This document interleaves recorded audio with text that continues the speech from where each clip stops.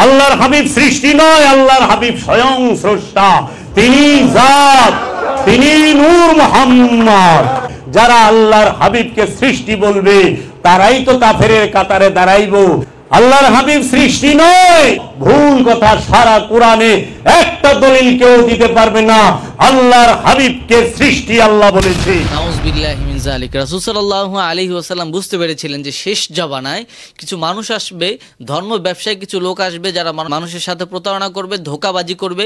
রাসূল সাল্লাল্লাহু আলাইহি ওয়াসাল্লামের ভালোবাসা দেখাতে গিয়ে রাসূলকে আল্লাহর সাথে শরীক করে ফেলবে। এজন্য নবী সাল্লাল্লাহু আলাইহি ওয়াসাল্লাম বলেছেন যে ইয়াকুলু লা তুতরুনি কামা আতরান নাসারা ইবনে মারইয়াম, তোমরা আমার ভালোবাসা দেখাতে গিয়ে বাড়াবাড়ি করবে না, যেমন বাড়াবাড়ি করেছিল ঈসা আলাইহিস সালাতু ওয়াস সালাম এবং মরিয়ম সম্পর্কে খ্রিস্টানরা।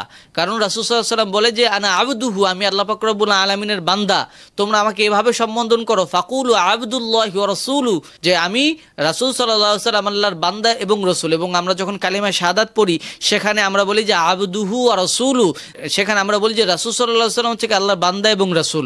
আপনাদেরকে বুঝতে হবে যে রাসূল সাল্লাল্লাহু আলাইহি ওয়াসাল্লাম আল্লাহর সৃষ্টি, আল্লাহ পাক রব্বুল আলামিন রাসূলকে সৃষ্টি করেছেন। তিনি স্রষ্টা নয়, তিনি আল্লাহর অংশ নয়। যারাই রাসূলকে আল্লাহর অংশ মনে করবে, স্রষ্টা মনে করবে, খোদা মনে করবে, তারা শিরিক করবে, তাদের সাথে সাথে ঈমান ধ্বংস হয়ে যাবে, তারা ঈমান থেকে খারিজ হয়ে যাবে। সুতরাং এই যে বক্তব্য যিনি দিয়েছেন সরাসরি দরবার শরীফের খলিফা জাবের আল জাহাঙ্গীরের, এই বক্তব্য পরিপূর্ণভাবে ইসলাম বিরোধী বক্তব্য এবং কোরআন বিরোধী বক্তব্য। আবার কথায় কথায় তারা বলে যে কোরআনে একটা দলিল দেখাতে পারবেন যে রাসূল সাল্লাল্লাহু আলাইহি ওয়াসাল্লাম তিনি আল্লাহ নন, তিনি স্রষ্টা নয়। আচ্ছা, আমি আপনাদেরকে বলি, আপনারা যে কাজগুলো করেন, যে কর্মগুলো করেন, সব কিছু কি কোরআনে আছে? আপনারা যে আকামুকাম করে বেলান, ধর্মের নামে যে খারাপ কাজগুলো করে বেলান, এগুলো কি কোরআনের মধ্যে আছে? কোরআনের মধ্যে দেখাতে পারবেন যে কোনো জায়গায় এগুলো আছে? তাহলে আপনারা কেন করেন? কথায় কথায় বলেন যে কোরআন থেকে দেখানোর জন্য। কোরআন তো আপনারা নিজেরাই মানেন না, শুধু আমাদেরকে ঠেকানোর জন্য বা আলেমদেরকে ঠেকানোর জন্য বলে কোরআন থেকে দেখাতে হবে। কোরআন ছাড়া কি আপনারা হাদিস মানেন না?